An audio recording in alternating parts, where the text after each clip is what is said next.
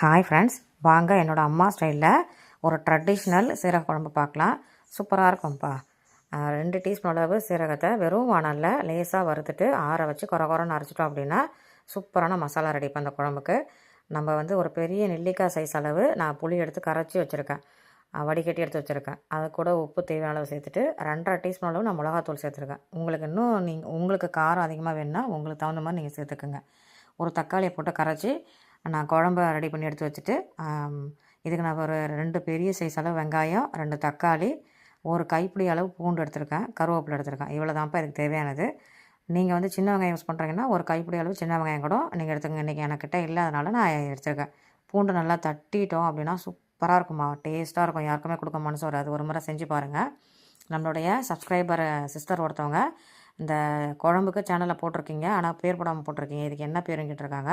இந்த குழம்பு பேர் சீரக குழம்பு. நம்ம சேனலை சப்ஸ்கிரைப் பண்ணுற எல்லா லவபிள் பர்சனுக்கும் ரொம்ப ரொம்ப தேங்க்ஸ்ப்பா. ஒரு வானலில் நல்லா வானல் காஞ்சதும் நான் ஒரு 4 குழிக்கரண்டி அளவு எண்ணெய் ஊற்றிருக்கேன். நல்லெண்ணெய் யூஸ் பண்ணியிருக்கேன். 2 டீஸ்பூன் அளவு வெந்தயம் போட்டிருக்கேன். நல்லா பொரிஞ்சதுக்கப்புறம் நம்ம அரிஞ்சு வச்சுருக்க வெங்காயம், கருவேப்பிலை, தட்டி வச்சுருக்க பூண்டு, இது நல்லா பொன்னிறமாக வர வரைக்கும் கொஞ்சம் வெயிட் பண்ணி வதக்கணும். அப்படின்னா அதுக்கப்புறமா தக்காளி சேருங்க.